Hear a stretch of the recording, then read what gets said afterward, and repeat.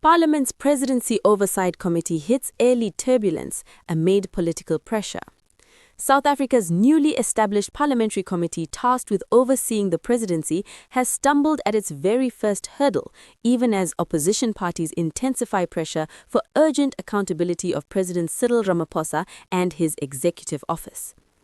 The inaugural meeting of Parliament's Presidency Committee was abruptly adjourned this week after members failed to agree on the process for electing a chairperson, highlighting the political sensitivity surrounding what is expected to become one of the most powerful oversight structures in the democratic era. A committee born out of accountability demands.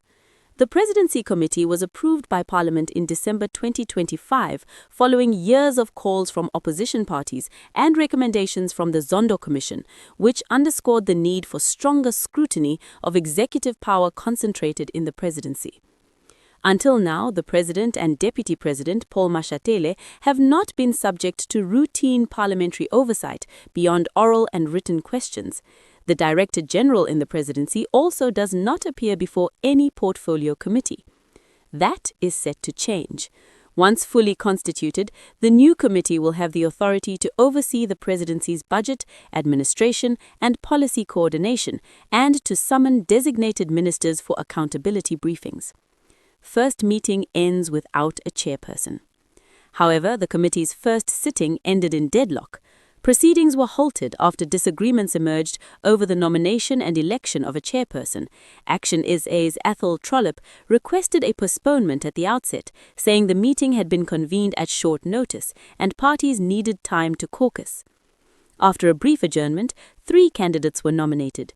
The African National Congress put forward Deputy Chief Whip Doris Mpapane, the Economic Freedom Fighters nominated Mabatho Mokoena Zondi, the Democratic Alliance nominated its Chief Whip George Michalakis. Voting proceeded, with Mpapane receiving 5 votes, Mokoena Zondi 4 and Michalakis 2. But the outcome was not formally adopted after concerns were raised about the legality of the nomination process, particularly the fact that Michalakis had supported his own nomination. Committee Secretary Mvaba Dumezweni advised caution, saying legal clarity was required before proceeding. The meeting was then adjourned and is expected to resume once procedural guidance is obtained. Political stakes laid bare. Earlier in the day, Michalakis argued that the chairperson should not come from the same party as the president. He argued, "We want to ensure a balance of power," warning against the committee becoming a shield for the executive rather than a mechanism of accountability.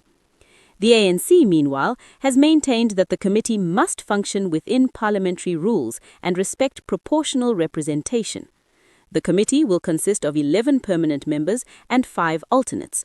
Only permanent members will have voting rights, unless replaced by an alternate due to absence.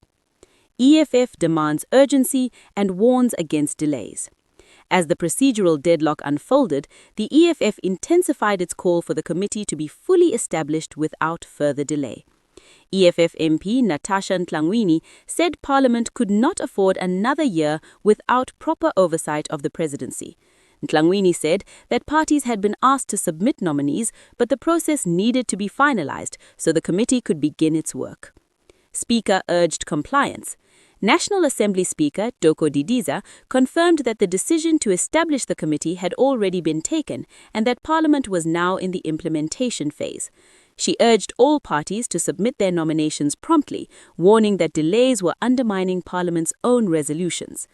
Those parties that have not submitted names must ensure that we receive them by the end of tomorrow so the committee can be constituted. Why this committee matters. This will be the first parliamentary committee since 1994 dedicated exclusively to overseeing the presidency. It will meet annually with senior officials, review the presidency's budget, and assess policy decisions with national and international implications. Representation on the committee will include 4 ANC MPs, 2 from the DA, 1 from the MK party, and 3 from smaller parties, reflecting the current balance of power in Parliament. A test of parliamentary maturity. The rocky start to the Presidency Committee has raised concerns about whether political contestation could weaken one of Parliament's most important accountability tools before it even begins functioning. At stake is not just who chairs the committee, but whether Parliament can assert meaningful oversight over the most powerful office in the country.